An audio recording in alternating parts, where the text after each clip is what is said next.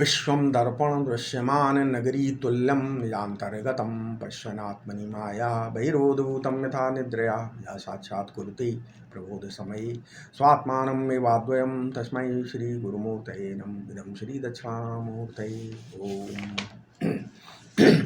पिछले वीडियो में बता रहे थे मिथ्या क्या है ना। मिथ्या हम बता रहे थे क्या, स्वभावा अधिकरणे भासमानात्वम मिथ्यात्वम।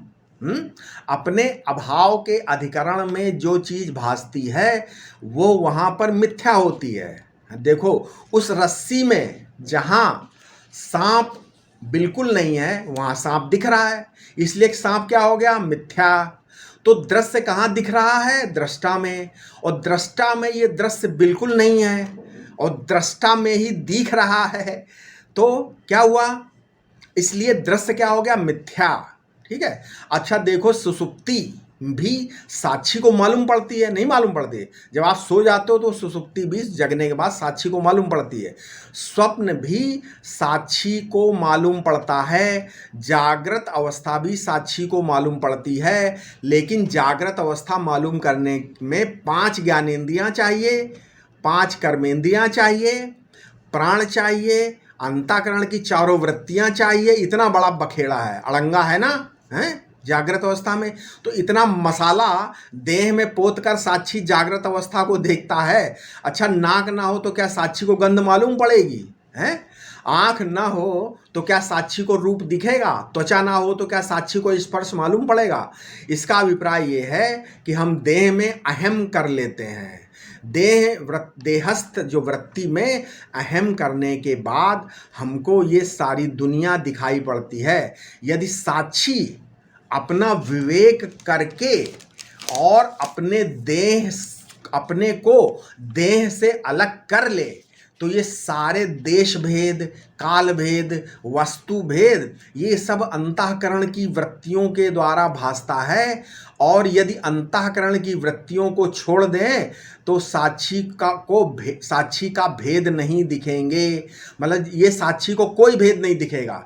तो क्या निश्चय हुआ कि साक्षी में प्रपंच जगत नहीं है। साक्षी तो प्रपंच और प्रपंच के अभाव दोनों का साक्षी है। तो साक्षी प्रपंच का भी साक्षी है तथा प्रपंच के या जगत के अभाव का भी साक्षी है, हैं? तो अब क्या हुआ कि साक्षी में ये प्रपंच मिथ्या है, क्योंकि प्रपंच के अभाव के अधिकरण में, मतलब सबस्ट्रेटम में जो प्रपंच दिख रहा है वो मिथ्या है। ये युक्ति है, यही लॉजिक है। अच्छा सुसुप्ति में कौन जागता रहता है? जो सुसुप्ति के अज्ञान का भी साक्षी है, प्रज्ञा का भी साक्षी है, बीजात्मा सत्य के ईश्वरत्व का भी साक्षी है। ये समष्टि सुसुप्ति में भी जागता रहता है। इसको ज्ञान ब्रह्म बोलते हैं। क्या बोलते हैं? ज्ञान ब्रह्म बोलते हैं। ज्ञान कभी सोता नहीं। एक जीव कहो तो उसको अविद्या कहने में कोई हर्ज नहीं। अगर एक जीव न बोलना हो तो ईश्वर बोलना हो तो उसको महामाया बोलो। पर ये जब तक देह में अहम भाव रहता है तब तक ये संसार सत्य या ठोसपना मालूम पड़ता है, अन्यथा नहीं मालूम पड़ता है। ठीक है। ये सृष्टि जो हमारे स्वप्न में है, जब तुम ईश्वर से अपने को एक कर लोगे तो कोटि कोटि ब्रह्मांड वहाँ विराजमान, अलग अलग ब्रह्मा विष्णु महेश, या ये स्वर्ग है, महर लोक है, जनलोक है, तपह लोक है, सत्य लोक है, ये सब तुम्हारे मन संकल्प हो जाएंगे। ठीक है। कोटि कोटि ब्रह्मांडों में अलग अलग सूर्य चंद्रमा नक्षत्र तारे सब तुम्हारे अंदर नृत्य कर रहे हैं। तब तत्वज्ञानी क्या कहता है? जछन क्रीडन रममाणः। ब्रह्मा रुद्र जिसको मैं बोलते हैं वो कौन है? वो मैं ही तो हूँ। रंभा उर्वशी आदि जिसको मैं बोलती हैं वो कौन है? वो मैं ही हूँ। ये पंचभूत, ये प्रकृति का विस्तार, ये महामाया, इनका जो मैं है, इनका जो सार है वो मैं हूँ। इन सब का ज्ञान मैं हूँ और इनका अस्तित्व मैं हूँ। ठीक है। भाई ये वेदांत विद्या किसी को दीनहीन बनाने के लिए नहीं है, ये किसी को दीनहीन मलिन नहीं होने देती, ये अखंड तत्व के साक्षात्कार की विद्या है। इस विद्या की प्राप्ति के लिए इस हड्डी मांस चाम की मैली पोशाक को भैया छोड़ना पड़ेगा। ये बहुत गंदी पोशाक है जो आप पहने हो शरीर की। जब तक इस अहम को इस स्थूल शरीर से ऊपर नहीं उठाओगे तब तक ईश्वर से कैसे मिलोगे। कर्मकांड में भी यही बात आती है कि देवो भूत्वा देवम यजेत, देवता होकर देवता का यजन करें। ठीक है, आप चोरी करके आएंगे हैं और महात्मा से कहेंगे कि हमको ब्रह्म ज्ञान का उपदेश कर दो, पहले चोर का शरीर हैं, इस व्यभिचारी का शरीर को छोड़ो तो उससे अलग हो जाओ, नहीं तो ना साकार भगवान मिलेंगे, ना निराकार, ना समाधि लगेगी और ना ही ब्रह्म ज्ञान होगा। ठीक है, इसके आगे 93वां श्लोक है, 93 श्लोक योग वासिष्ठ सार का क्या, यदा ना भाव्यते हैं, यदा ना भाव्यते किंचित हेयोपादेय रूपवित स्थीयते सकलम त्यक्त्वा तदा चित्तम न जायते। जब मन में प्रिय और अप्रिय वस्तुओं का मिथ्यात्व तो निश्चित हो जाता है और मन समाहित हो जाता है, यानी चित्त का ही बाध हो जाता है, तो वह अपने स्वरूप में स्थित हो जाता है। इसके बाद 94वां श्लोक 94 श्लोक योग वासिष्ठ सार का क्या है, घोरम जागरणमयम चित्तम मूढ़म स्वप्ने व्यवस्थितम शांतम सुसुप्ति भावस्थम त्रिविरहीनम मृतम भवेत। जागृत अवस्था में चित्त का रूप भयंकर दुखद है, स्वप्नावस्था में चित्ती शिथिल रूप में रहता है चित्त, और सुसुप्ति में गाढ़ी नींद में शांत हो जाता है। जब चित्त इन तीनों अवस्थाओं से पृथक हो जाता है तब वो क्या हो जाता है, विलीन हो जाता है, मात्र एक साक्षी ही रहता है। ठीक है भाई, ये चित्त ही संसार है। जब इसका बाध हो जाता है तब मात्र साक्षी ब्रह्म ही शेष रहता है। इसके बाद 95 श्लोक 95वां श्लोक क्या है, विलाप्य पंकम कतकम रजो अपसु विलयम नयेत यथात्मनि तथा विद्धि विलाप्य विलयम मनः। जैसे कटक फल के चूर्ण को पानी में डालने से पानी की गंदगी या मिट्टी आदि घुलकर पानी स्वच्छ हो जाता है, उसी प्रकार मन रूपी मैल को आत्मा में विलय कर देने से मन नाम की कोई वस्तु नहीं रहती तथा आत्म प्रकाशित हो जाता है। अच्छा, ऐसा है, मन का त्याग करना, संकल्प न करना, ये बहुत कठिन है, कोई खिलवाड़ नहीं है। यहाँ पर ज्ञान नहीं, मैं कुछ यहाँ ज्ञान नहीं बता रहा हूँ, देखो मैं ध्यान की बात अच्छा बता रहा हूँ। यहाँ पर ध्यान की समाधि की बात क्या है, अगर इंद्रियों की वृत्ति पर विजय प्राप्त करना है तो दीर्घ यानी लंबा प्रणव यानी ओम का उच्चारण करो। ओम उच्चारण में क्या, कैसे करना है, ओ,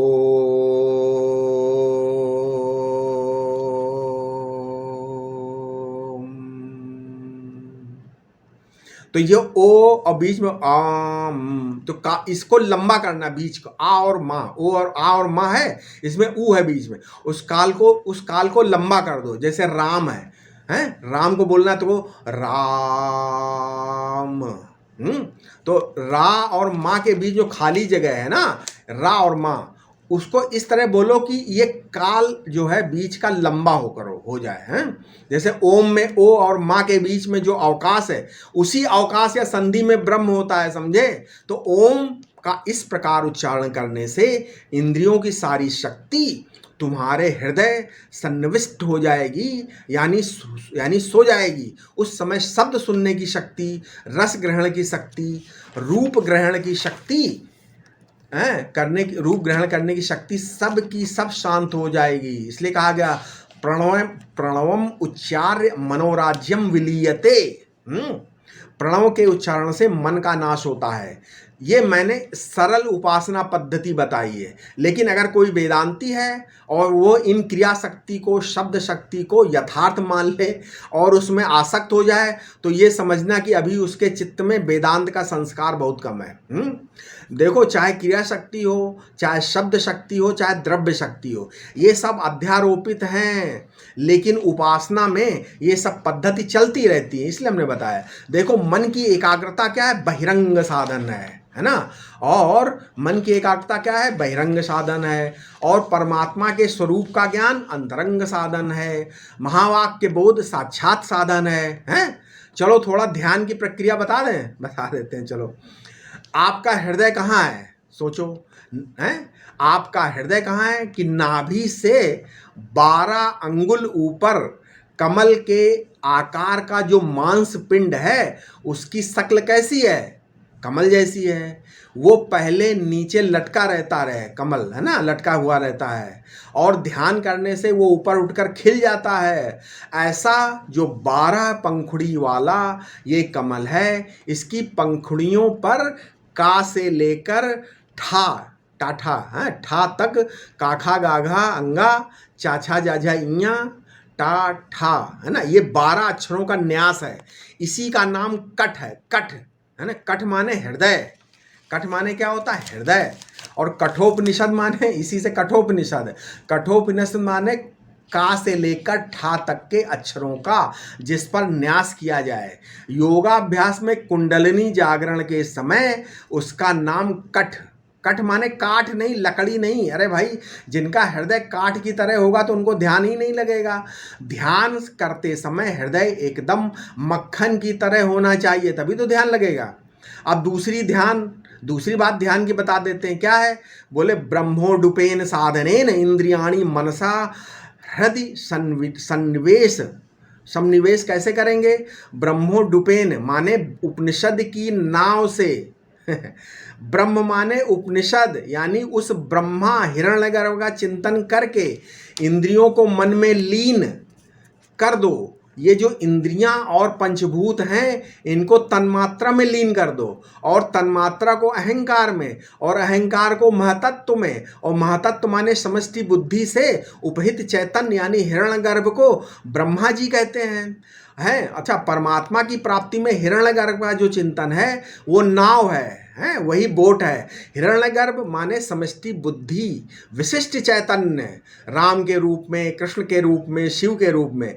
इसमें भी चित्त की एकाग्रता होती है। अच्छा, ऐसे ध्यान का फल क्या है? बोले ज्ञात्वा देवम मुच्यते सर्वपाशे। श्वेता उपनिषद 2:15 क्या बोल रहा है? ज्ञात्वा देवम मुच्यते सर्वपाशे। श्वेता उपनिषद मतलब उस देव को जानकर समस्त पाशों से मुक्त हो जाता है। ठीक है। अच्छा, जगत का मूल तत्व क्या है? जड़ है या चेतन?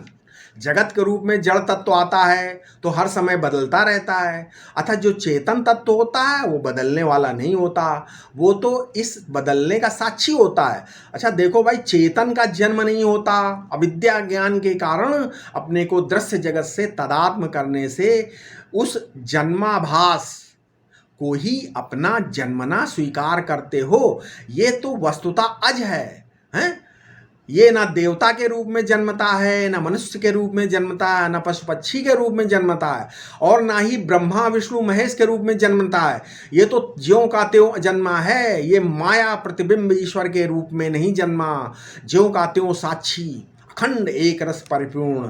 इसलिए बोलते हैं आनंद सिंधु मध्य तब बासा, और बिन जाने तू मरत पियासा। है आनंद के सागर में रहकर भी ना जानने के कारण तुम क्या कैसे मर रहे हो? प्यासे मर रहे हो। इसमें एक सूक्ष्म बात है, यदि तुम परमात्मा को अजन्मा जानोगे तो तुम भी अजन्मा हो जाओगे। कैसे?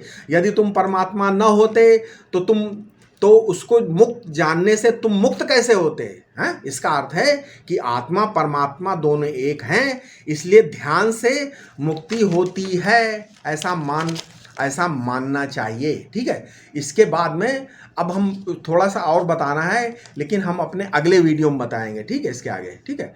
ओम शांति शांति शांति।